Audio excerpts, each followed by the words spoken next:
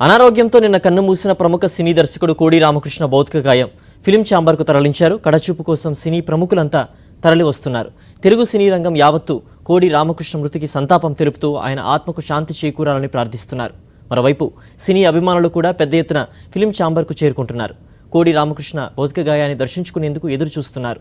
ఆ తర్వాత జూబ్లీ హిల్స్లోని మహాప్రస్థానం వరకు కోడి రామకృష్ణ అంతిమయాత్ర కొనసాగుతుంది.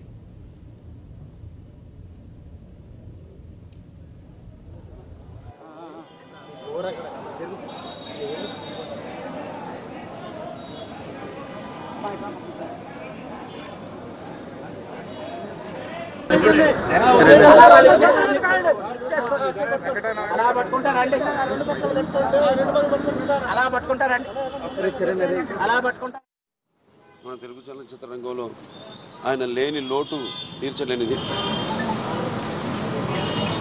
ఆయన ఎన్నో అద్భుతమైన చిత్రాలను అటు వినోదాత్మక, అలాగే సందేశాత్మక, అలాగే సామాజిక స్పృహతో కూడిన చిత్రాలు ఎన్నో దర్శకత్వం వహించారు. 100కు పైగా. ముఖ్యంగా నాయకు అనుబంధం కోటరామకృష్ణ గారితో నా జీవితంలో ఒక మైలురాళ్ళులాగా మిగిలిపోయే చిత్రాలు ఎన్నో ఆయన దర్శకత్వంలో నేను నటించడం నా పూర్వజన్మ సుకృతంగా భావిస్తున్నాను, నా అదృష్టంగా భావిస్తున్నాను. ఒక మంగమ్మ గారి మనవడైతే, ముద్ర మావయ్య అయితే,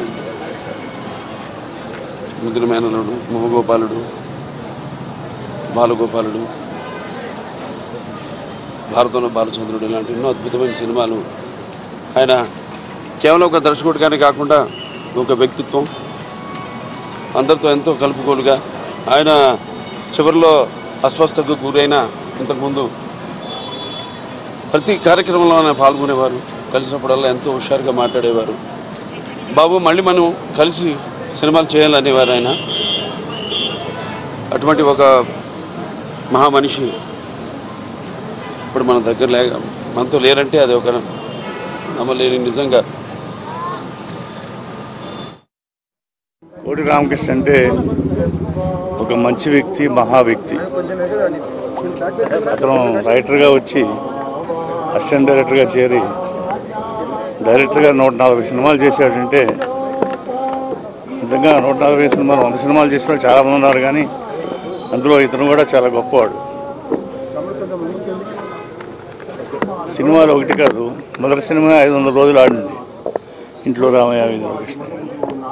అంటే అటువంటి గొప్ప ఫస్ట్ పిక్చరే అంత చేశాడంటే అతనిలో ఎంత గొప్ప ఇది ఉందో తెలిసిపోతుంది.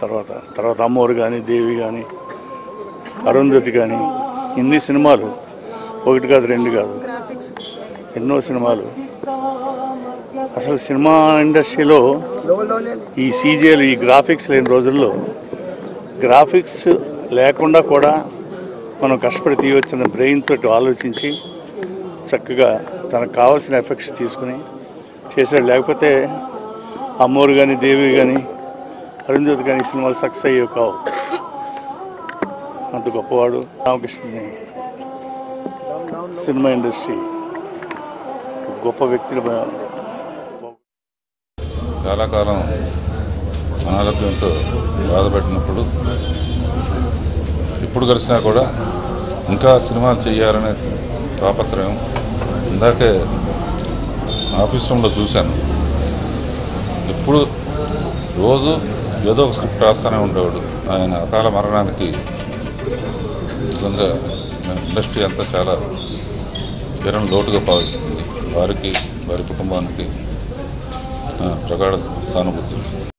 ఆయన సినిమాలు చూసి గురించి తెలుసుకుని ఈ తరం వాళ్ళకి ఆయన ఒక మంచి పాఠ్యపుస్తకం అవుతాడు. నిజంగా ఆయన గురించి తెలుసుకుంటే అనాయాసంగా ఎలా పనిచేయచ్చు, ఆత్మీయంగా ఎలా పనిచేయచ్చు, నిర్మాతకి ఏ విధమైన ఇబ్బంది లేకుండా ఎలా చేయొచ్చు, అన్ని విషయాలు కూడా తెలుసుకోవడానికి ఒక పాఠ్యగ్రంథం లాంటి వాడు. తెలుగు సినిమా ఇండస్ట్రీలో కోడి Ramakrishna he created a chapter for himself. ఆయన కుటుంబానికి శాంతి కలగాలని అందరిలా మామూలుగా ప్రార్థించడం పర్సనల్ లాస్ అవసరం ఉంటుంది. వ్యక్తిగతంగా కూడా చాలా ఆత్మీయంగా ఉండేవాడు ఆయన.